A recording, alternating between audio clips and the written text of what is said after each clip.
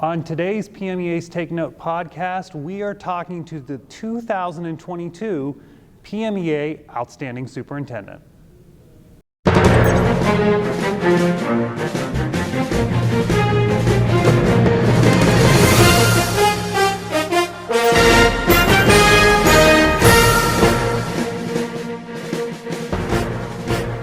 Well, hi everyone, and welcome to this special edition of PMEA's Take Note podcast. And we are recording this at the Kalahari Resort in the Poconos because this is our first non-Zoom podcast. So congratulations, Awesome. That's big.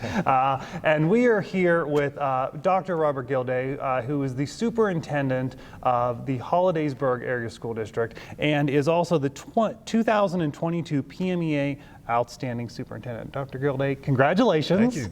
And thank you for being here with us. Yeah, it's great to be here. What a beautiful place to have a conference. Absolutely, and some beautiful and wonderful music happening around us as well. Yes. Yeah, it's great. Great, yep. So let's start. If you could give the elevator pitch, the overview of the Hollidaysburg Area School District. Tell us about the district. Yeah. So I'm sure there's a lot of people out there who have no idea where Hollidaysburg is. So Hollidaysburg is located in, it's about halfway between Harrisburg and Pittsburgh. We're what I would consider a medium-sized school district. We have about 3,200 students. Towns or cities that we're located near: Altoona, State College, Pennsylvania. We're considered suburban, but I don't know, that's because of our proximity to Altoona, which is, not a huge metropolis by any means, but we're more rural than suburban, I would think. Okay, fair enough. So let's talk about the music and arts programs in the district. And well, tell us about that first. Tell us about the overview of what kind of programming you offer for students. Yeah, so I've lived in Hollidaysburg all my life. Okay. I went through the Hollidaysburg school system, and I was fortunate enough when I graduated from college to come back to Hollidaysburg as a teacher, and then I became a principal and then eventually superintendent. So I can say that Hollidaysburg has always placed a value on the music program. But it was taken to the next level within the past, I'd say, 20 years. And it's mostly because of the individuals that we hired, starting with Scott Sheehan, who is our band director, and he's our department chair, and Stephanie Everett, Wendy Jo Nagy, chorus, Stephanie's orchestra, and everyone that followed was just a quality individual. And they built the opportunities and they built the program to where it is now. We're a nationally recognized program for, I believe we're 9 or 10 years running, and we're very proud of that. And it's a commitment not just by the music staff, but it's a commitment from administration, and it's a commitment from the board, and it's a commitment from the whole community. I think everyone has an understanding of the importance of music. So in Hollidaysburg, we start band in 5th grade, and we work on up from there, and we start orchestra in 4th grade in our elementary buildings. And the elementary teachers that we have also provide opportunities for chorus in each of our 3 elementary buildings. So they establish a really solid foundation upon which then our middle school and high school instructors build. So it's a complete team effort. Yeah, you talk about the national recognition. You're talking about the NAM Best Community for Music Education, right, and what the key to me always in that award has been, or that designation has been, community. Right. Because it's not always about this is the state's champion marching band or championship choir. It really it's about that level of support from the school community to the broader community. Right.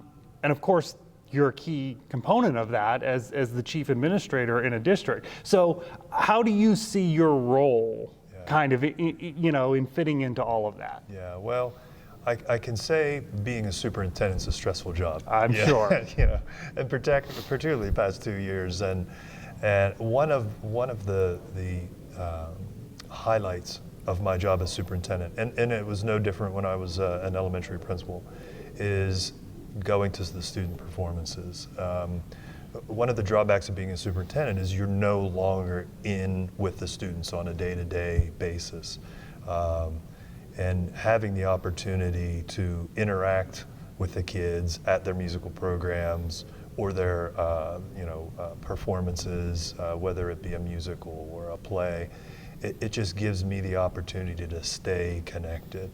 And not to mention that that's the one time that I'm guaranteed no one's going to come up and complain to me during a performance. And it really, no matter how bad a week you could be having, when you go to a student performance, your troubles just go away, and you realize, hey, this is what it's all about. This is why you battle with the school board every week, or this is why you're encouraging the community to support the school district, because of the opportunities like we provide to our music students. And it is incredible as we are here at Kalahari at the conference, and we see students here and teachers here, and there is just this immense sense of joy from everyone. And when a group starts to perform, it's just like laser focused attention on it, because to your point, we forget about everything else because we're all experiencing that joy together. Sure. Yeah, and it's been a tough 2 years,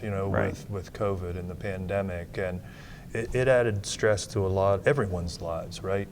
So I think that we appreciate what music does for us. I make the comment that music frees the soul of what burdens the mind, and we all have heavily burdened minds over the past 2 years, and to be able to return to in-person performances, it just is uplifting for everyone.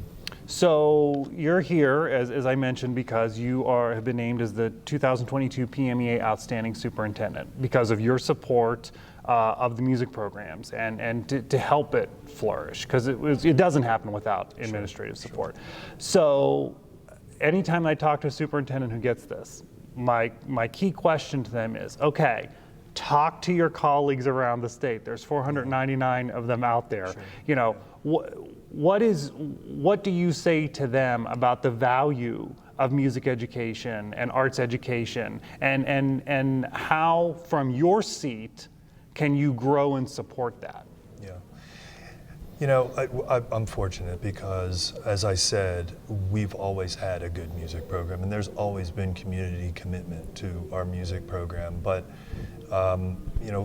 things are difficult financially everywhere, and it's difficult at times to remind people, in particular school board members, that education, and music education is included in this, is not an expense, it's an investment.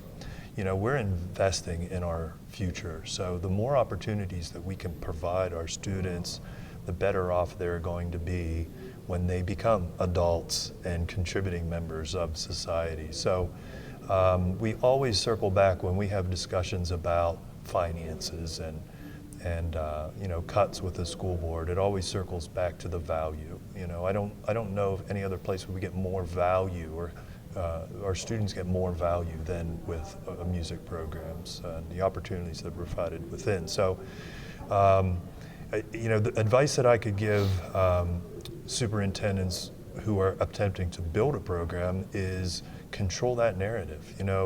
Whatever program you have now, emphasize the positive of your program. Get those students in front of the community, out in the community performing. Get them in front of the school board.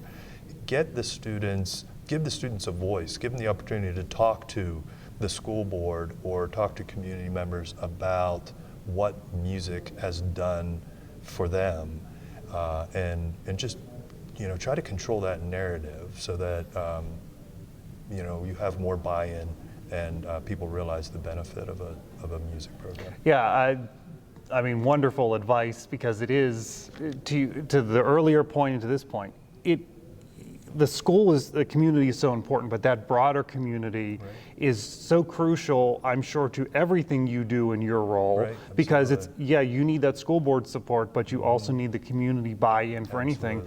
And what better outreach from a school district than a music program? Exactly. Yeah, get out in the community. So, Dr. Robert Gildea, congratulations again to you. Thank you for joining us here. And I have always said that I think truly the toughest job out there is a superintendent.